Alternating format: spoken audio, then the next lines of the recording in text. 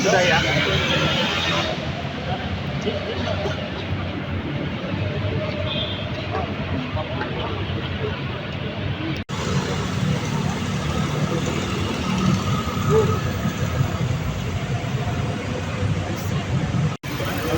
Ada yang disampaikan di situ.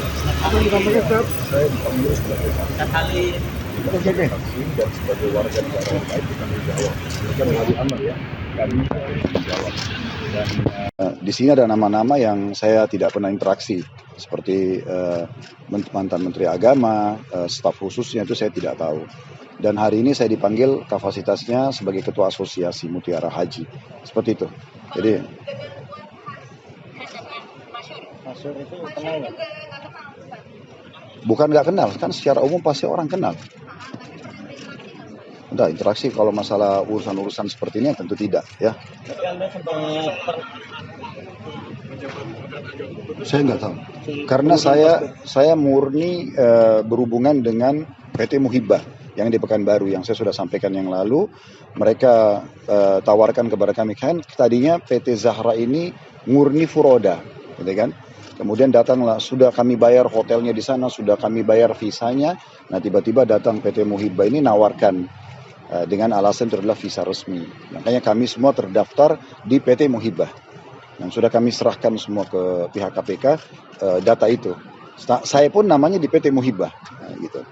Nah pada saat kami sudah keluar visanya, kami berangkat, ya kami tahunya itu dari PT Muhibah. Jadi kami cuma sampai di situ, kami tidak pernah tahu masalah Kementerian Agama, stafnya, nggak pernah kami interaksi sama sekali. Sebatas makanya saya bahasakan kami korban. Tapi Anda Ismail Adam atau Enggak. Haji atau apa itu saya tidak pernah tahu masalah itu. Karena sebatas kami, saya ke Ibnu Mas'ud Muhibah. Clear, sampai di situ aja. Kalau selanjutnya saya tidak pernah berinteraksi. Jadi PT Muhibah mengembalikan dana kepada kami pun tidak tahu uang apa. Jumlahnya sekitar 8,4 M kan gitu. USD, Pak. Iya, jadi dikembalikan. Saya tidak tahu pecahannya ya, tapi sekitar begitu.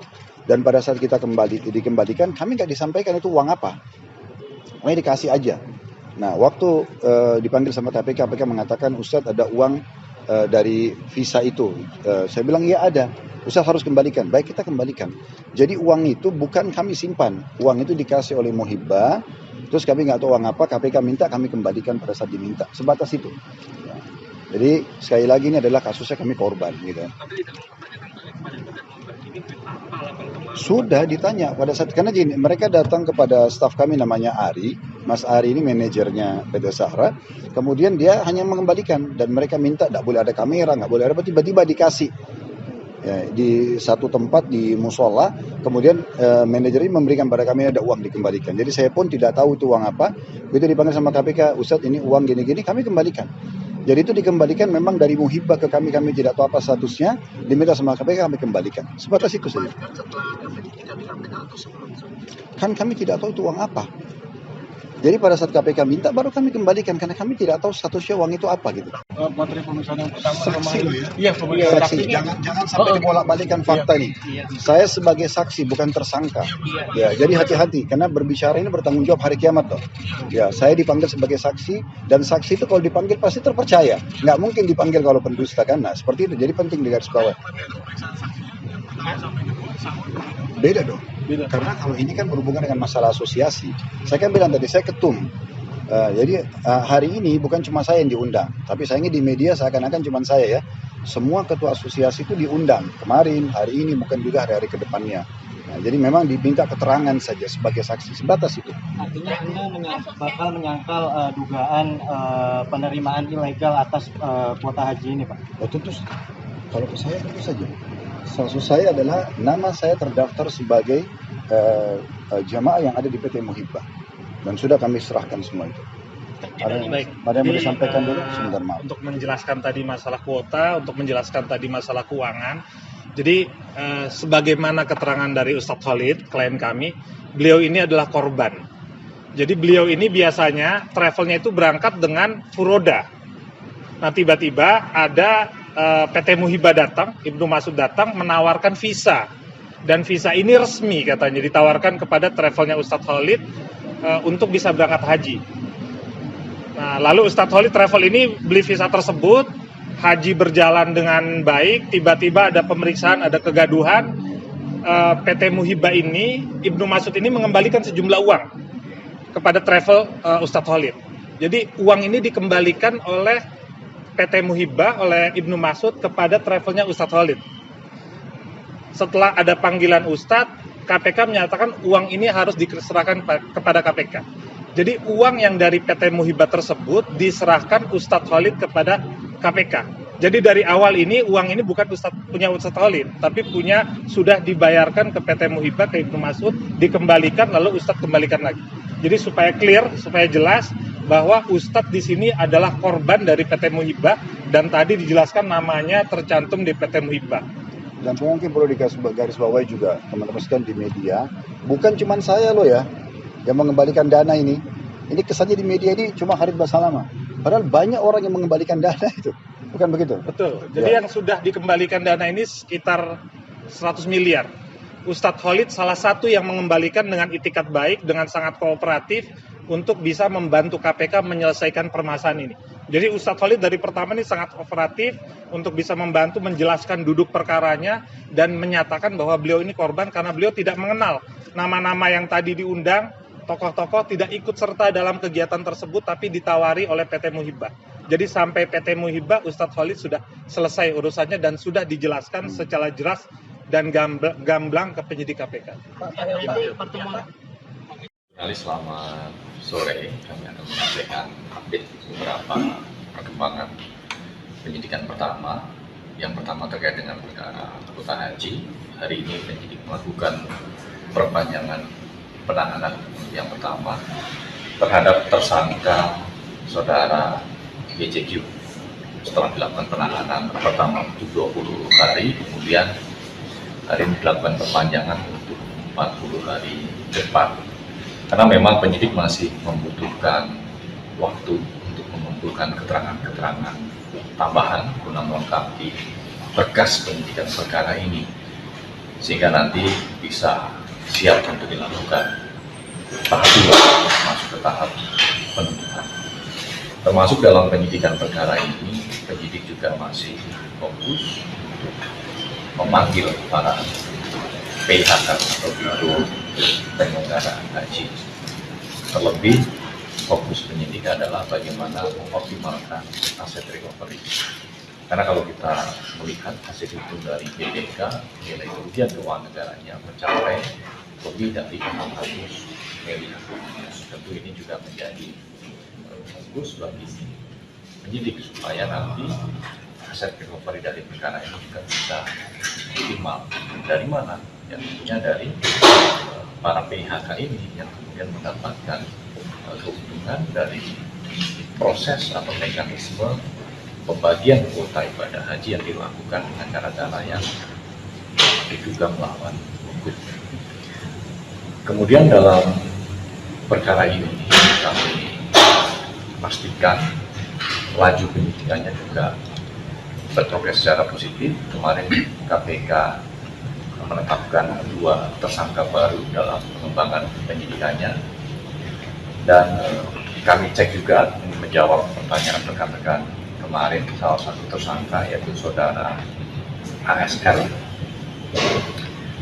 Saat ini keberadaannya terdeteksi di luar negeri, masih di Arab Saudi. Penyidik sudah mendapatkan konfirmasi juga dari pihak imigrasi dan sudah berhasil berkomunikasi dengan tersangka ASR. Untuk itu dalam kesempatan ini kami juga mengimbau kepada tersangka ASR untuk bisa segera pulang kembali ke tanah air, sehingga nanti jika dibutuhkan untuk dilakukan pemeriksaan oleh penyidik dalam kapasitas sebagai tersangka juga bisa memenuhi panggilan tersebut. Karena tentu kita semua ingin proses penyidikan perkara ini bisa segera selesai, bisa segera tuntas. Karena kalau kita kembali melihat ya konstruksi perkaranya ini masih akan terus berkembang. masih ada kluster-kluster lain akan didalami, akan ditelusuri oleh penyidik. Bagaimana peran dari pihak-pihak yang terkait, baik di lingkup Kementerian Agama, di lingkup asosiasi, maupun di lingkup PHK. Seperti apa peran-peran vital yang dilakukan dalam proses awal diskresi pembagian kuota haji tambahan ataupun pasca diskresi. Artinya pasca diskresi ada distribusi dari kuota itu. Kemudian ada dugaan aliran uang. Sehingga kemarin kami juga menyampaikan bahwa pihak-pihak yang ditetapkan sebagai tersangka dari klaster swasta, yaitu saudara ASR dan saudara ISM, ya, selain melakukan peran-peran krusial pada diskresi, yaitu berinisiasi untuk melakukan pengaturan ya atau pengisian. Sudah saya masukkan tadi, dan materinya adalah yang pertama, pimpinan KPK diduga membiarkan KPK diintervensi pihak luar dalam melakukan pengalihan penahanan rumah YCK dan tidak melaporkan dugaan intervensi tersebut kepada Dewan Pengawas KPK. Hal ini mengacu pada jurisprudensi putusan Mahkamah Kehormatan Mahkamah Konstitusi, di mana Anwar Usman dicopot dari Ketua Mahkamah Konstitusi dengan alasan salah satunya membiarkan atau memberikan kesempatan pihak luar melakukan intervensi terhadap proses persidangan perkara nomor 90.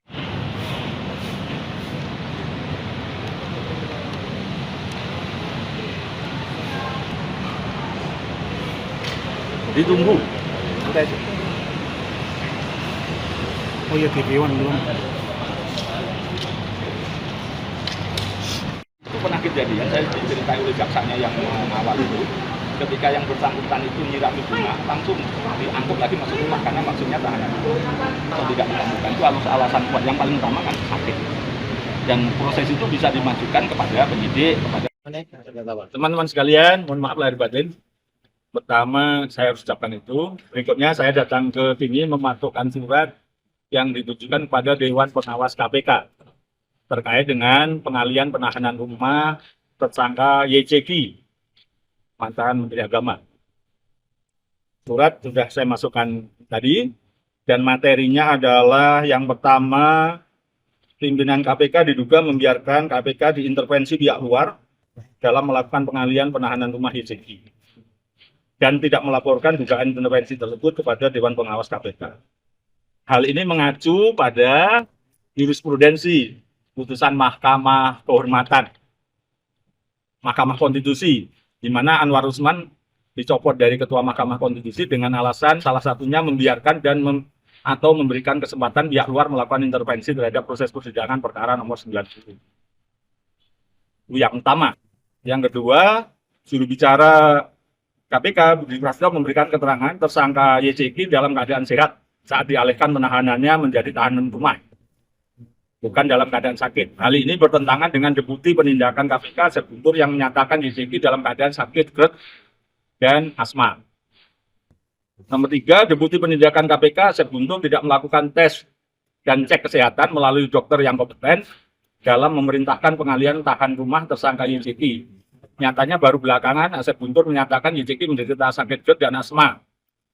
Seharusnya YCK dilakukan tes kesehatan sebelum dilakukan pengalihan tahanan rumah, karena jika terjadi sesuatu terkait kesehatannya saat tahanan rumah, maka hal ini akan menjadi tanggung jawab KPK.